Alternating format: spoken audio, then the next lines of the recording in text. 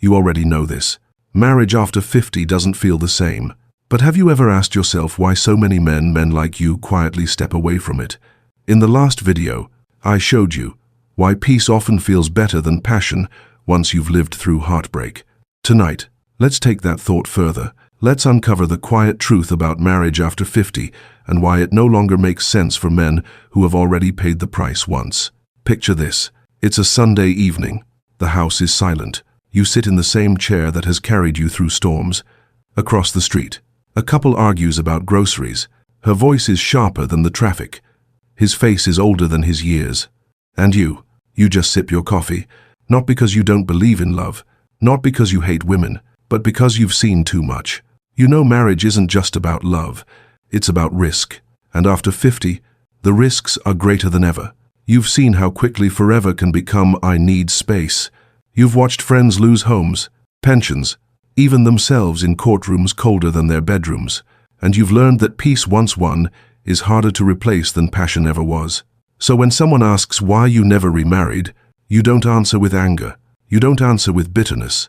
You answer with clarity. This isn't regret. This isn't fear. This is truth, and that truth has layers.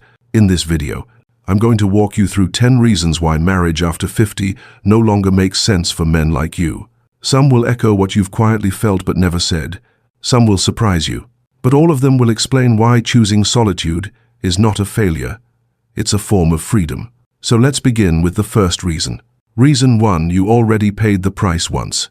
You know what it feels like to pay too much for something that was supposed to bring you peace. For you, it might have been divorce. For others, it was a long marriage that turned into survival instead of love. Either way, the scars are there. Some are easy to point at. The savings that vanished, the home that slipped away, the court papers that felt more like a sentence than a solution. But the deeper wounds, they live inside you. They are the nights you lay awake, staring at the ceiling, wondering how everything you built could disappear so fast. You gave your best years once. You bent until you broke. You poured every ounce of yourself into keeping something alive that no longer breathed. And when it finally ended, you weren't just left with emptiness. You were left with the memory of how much it cost. Not only money, not only time, but identity. You lost the man you once knew in the mirror, and it took years to meet him again. That is why, when people casually ask why you don't consider marriage again, you don't rush to answer. You don't explain the full story. You simply know. One heavy price was enough. And wisdom means remembering what it cost you. Because now, after 50, you see things differently. You would rather protect the life you've rebuilt, piece by piece, than gamble it away for another promise of forever. You no longer confuse sacrifice with love. You no longer trade peace for companionship that might collapse again. And that is not fear, that is clarity. It is the quiet decision to say, I already paid once, and I will not pay again. Reason 2, peace is priceless. You remember the years when your home was anything but peaceful. The raised voices, the slammed doors, the silent treatments that cut deeper than words ever could. Nights spent lying awake, waiting for tension to fade. Mornings that began not with warmth, but with the weight of another unspoken conflict.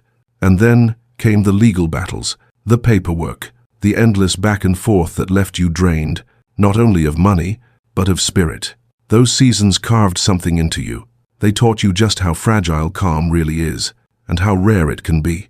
So when the dust finally settled, and the noise was gone, you found something you had not felt in years: silence.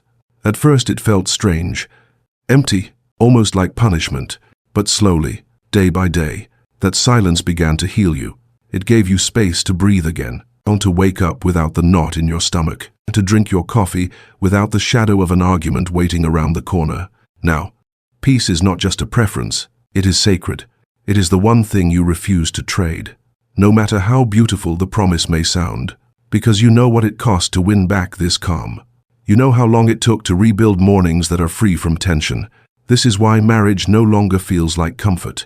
To you, it feels like a gamble that could cost you the one treasure you guard most carefully. And passion, no matter how exciting, is not worth the chaos that often follows. So you choose peace, quiet mornings, predictably evenings, a life without constant storms. And the truth is, that choice does not make you cold, it makes you wise. Reason 3, trust is harder to give back. You once believed in promises. Words like forever and always felt unshakable. When she said, "I'll never leave," you trusted it. When she said, "We'll make it through anything," you believed.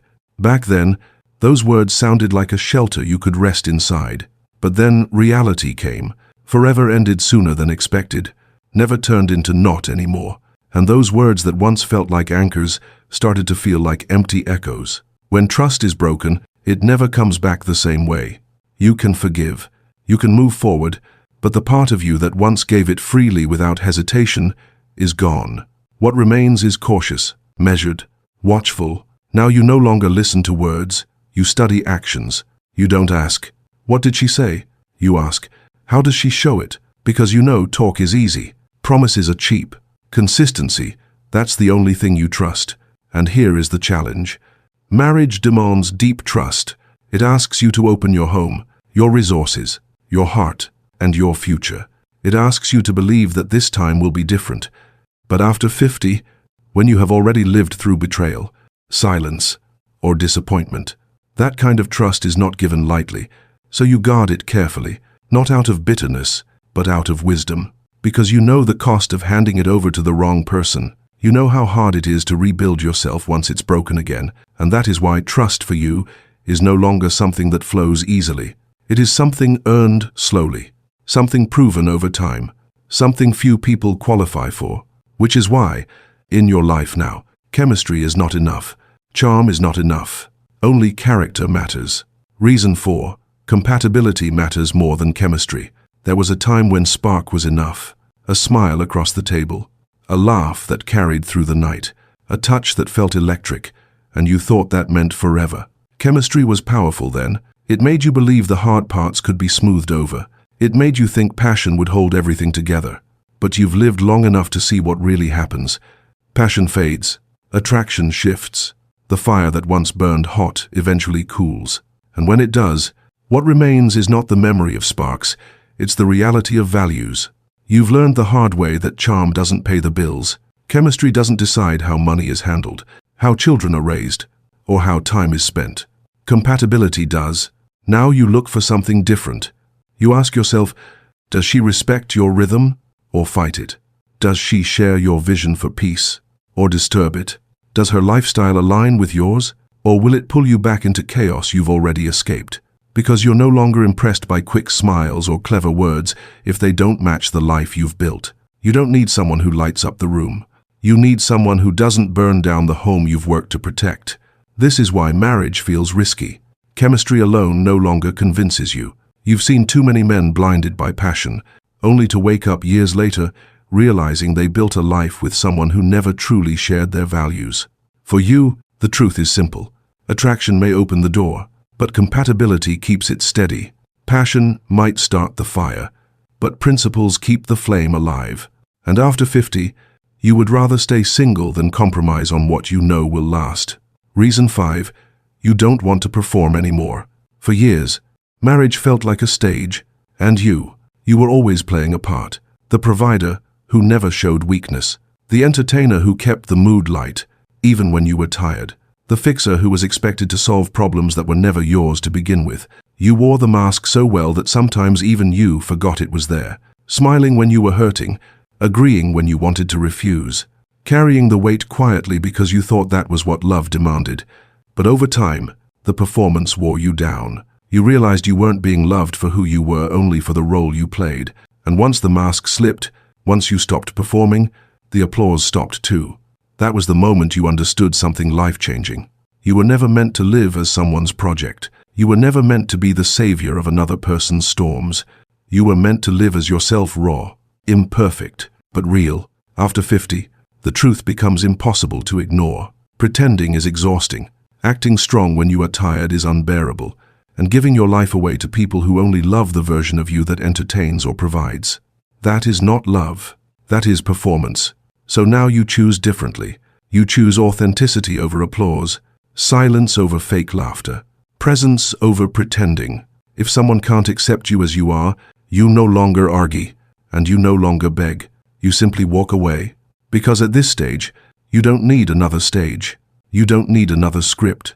You don't need to prove your worth through endless sacrifice. What you need and what you finally demand is a love that lets you rest as yourself. Reason 6: financial risks are too high.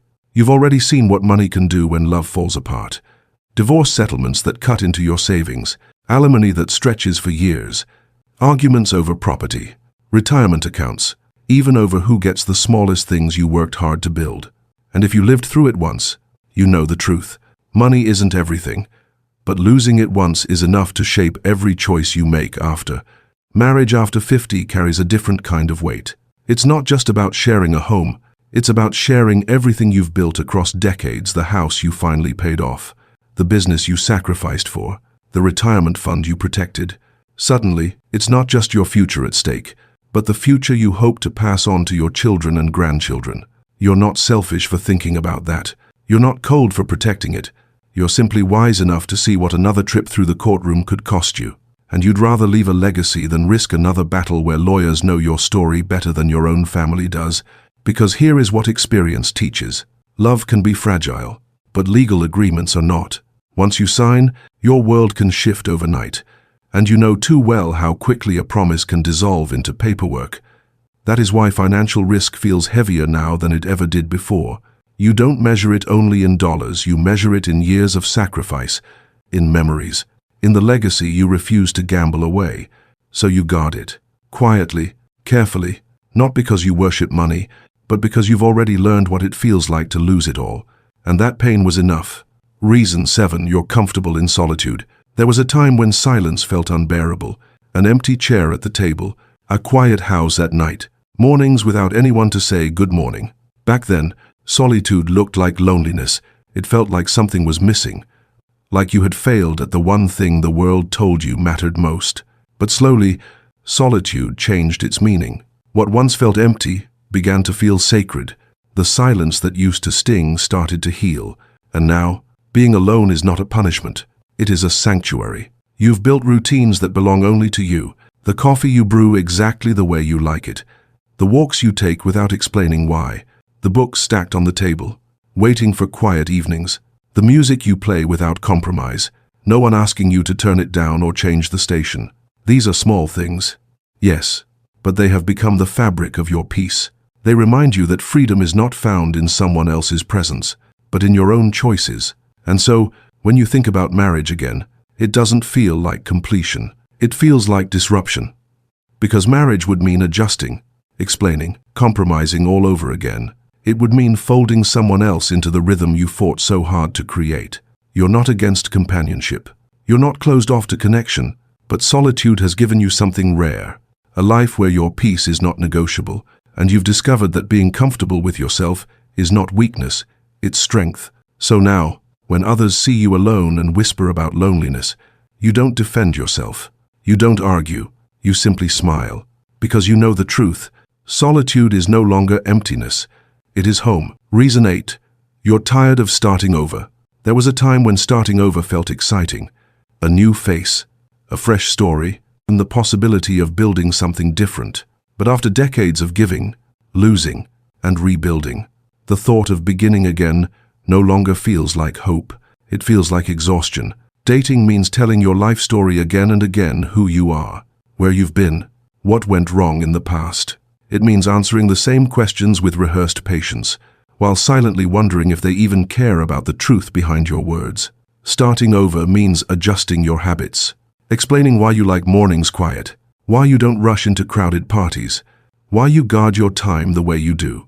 It means negotiating over small things that stopped feeling small years ago. And when you've already spent half a lifetime shaping a rhythm that finally brings you peace, the idea of tearing it down just to fit someone else's pace feels unbearable. It's not that you're against connection, it's that the cost of beginning again is too high, and the return is too uncertain. So instead, you invest in yourself.